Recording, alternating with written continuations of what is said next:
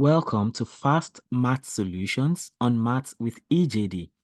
In this video, I'm considering a very interesting question that you can see right on the screen.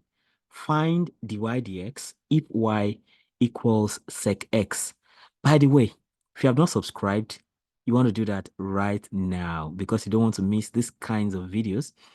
You also want to hit the notification bell so you can always get alerted whenever a new video is released. So comment, share with people that will need it. Then if you have questions you would like me to solve or you have a topic you want me to take, feel very free to let me know.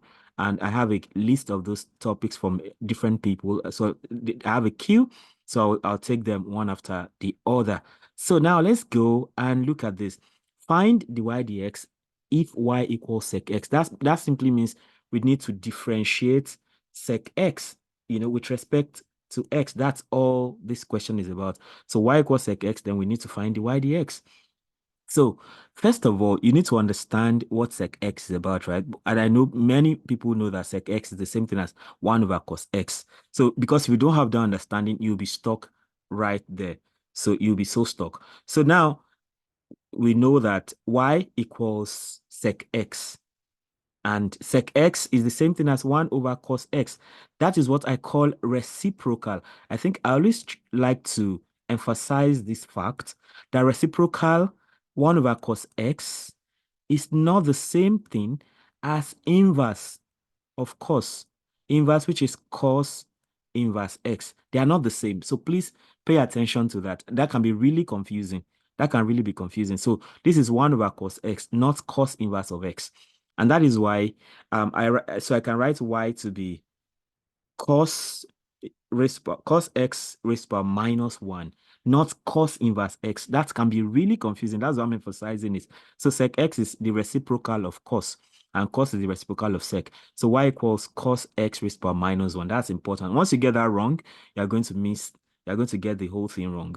Okay, so now with this, now we see that this is more like a function of a function or chain rule situation.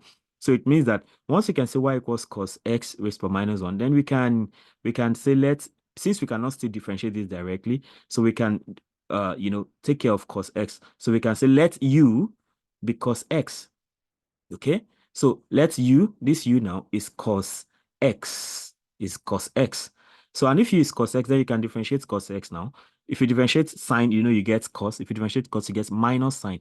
So if u is cos x, then du dx is minus sine x. So we have du dx as minus sine x, and that is weighting. And now that that is taken care of, at least we have this one sorted. Then since y is now since cos x is now u, then it means y is now u raised power minus 1. So let's take care of that. Now we have that y is equal to u raised power minus 1. Okay, so to differentiate this, right, we just say dy du equals, bring down the minus 1. Then after you bring down the minus 1, reduce the power of minus 1 by 1. That's minus 1 minus 1. So that's why we have minus 1 minus u raised by minus 2, which is the same thing as minus 1 over u squared. And of course, you remember u before, we remember u is cos x, okay? So you can bring that back. So you have minus 1 over cos x raised power 2. So which can call minus 1 over cos squared x. So now you have du dx to be minus sine x, and now you have dy du to be minus 1 over cos squared x. So you have to multiply both, to like in chain rule. So using chain rule, or what we can also call function of a function now. So you have dy dx now is equal to du dx. I mean dy du times du dx. Technically, du cancels du, so you still have your dy dx preserved. Okay, so we can do this. So dy du, like we got before, is minus 1 over cos squared x. That's just what we got now. And then you remember du dx, that's when you differentiate cos x, is minus sine x. Okay, so we can put this together. Of course, minus times minus is plus, so that's why there's no sign here. It's plus automatically. So you now have sine over cos squared x, and then you can split that up into sine over cos times 1 over cos, because cos times cos is cos squared, and sine x times 1 is still sine. So sine over cos, we know that's tan x, and 1 over cos is sec x.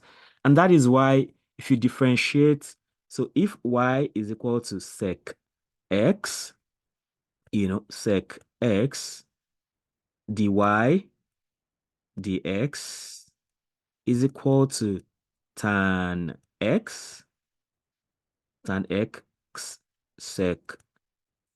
sec x. Now, if you know, there's a fast way you can quickly look at this. If you want to do check the fast thing, so just three simple steps. You have y equals sec x, right? And you know that sec x is the same thing as cos 1 over cos x. That's cos x raised to power minus 1. So you can quickly do this sharp thing. You just say dy dx equals, I mean, this sharp way is bring down the power, that's minus 1. Differentiate inside, that differentiates cos x, you get cos, I mean, when you differentiate cos x, you get minus sine x. Then lastly, preserve what you have left, that's cos x raised to power minus 1 minus 1, that's minus 2. And here minus cancels minus, so you have sine x over cos squared x. And that still gives you the same tan x over sec x. So if you're in a situation where you are pressed for time, instead of going through all that elaborate steps, you can just do three steps, bring down the power, differentiate inside, and then whatever you had originally, reduce the power by 1, and then you can still get your answer. So from this, we see that when you differentiate sec x, you get the derivative of sec x is tan x sec x. All right, tan x sec x. So thank you for coming this far. Thanks for listening. If you have not subscribed, please be sure to do that. Like I said before, hit the notification bell, comment, like, share. This is going to be useful for so many people. See you in the next video.